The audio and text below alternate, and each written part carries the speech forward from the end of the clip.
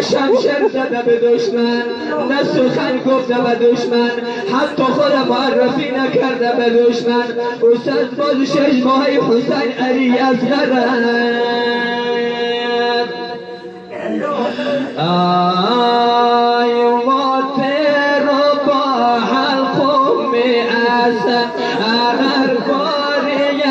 شمشیر رو کردم با چاره لب تشنگی ای کودکی بشی رو کردم با آسمان کربلا شد لالگون از خونی و با خانه هفتا دو تن رای چونین تصویر رو کردم ما تا غریبی پدر را دید اومد جان شست و دستم ولی سبب و حنجره خود را نشانی تیرو کرد.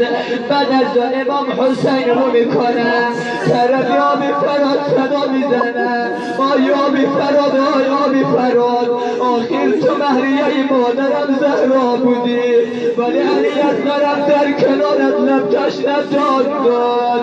ولی یک جمله خطاب به علی اصغر میکنم علی اصغری بابا وقتی از رفتی نزد پیغمبر خدا پشت کنی از بیابی شکایت نکنه. آی معذره بلبل خوش العجب و خوشخوانی پدر و داغی تو منطقیا من بردی زاری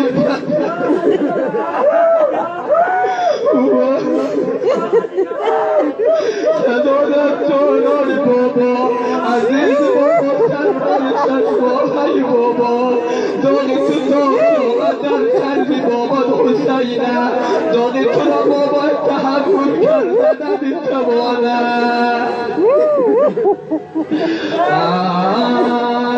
ای معذره بلبل خوش العجب و خوشخوانی پدر و داغی تو منطقیا من دل زاری پدر و گریت درد گلو پیشی پایم بر نکنی و شرح به آبی خود رونق حیدر نکنی.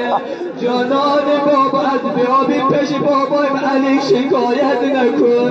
جانان بابا خودم میدانی عملم تشنیم خطره یابی در خیمگاه پیدا نمیشه. من عزیزان میگه امام حسین خنداخه علی اصغر رو به طرف خیمگاه آورد ولی در خیمگاه نیاورد داخل خیمه نیاورد. صدا زد خواهر جان زینب بیا. زینب وقتی آمد پشت خیمه امام حسین بانو که شمشیرش یک خبر کشک آماده کرد در پشت خیمگاه علی اصغر خواب میخواست بکنم ولی یک نفر اومد مادر علی اصغر آمد صدا زد حسین جان صبر کن من خیلی آرزو دارم یک بار دیگر ببینم صورت فرزندم را ببینم. دیگه همون وقت رو بابا آمد علی امام حسین دیگه خوانداخه علی اصغر را به مادرش داد. مادران عادت داره فرزندانش را لایلایی میکنم ولی همینجا چی میگم میگه همینجا رو بابا مادر علی اصغر لایلایی میکنم عزیز مادر آرام میخواد. ولی عزیزان شما میدانید روز 13 محرم اونقدر مصیبت علی اصغر بر حسین سخت بود اونقدر سنگین بود علی اصغر روی سینه حسین دفن خاک کرد.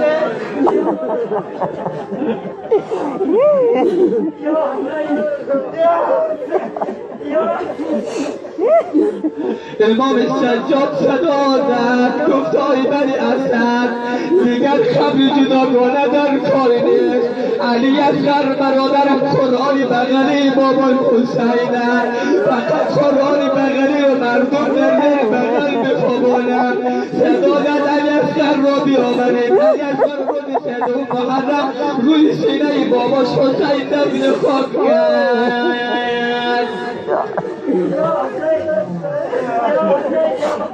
إنا لله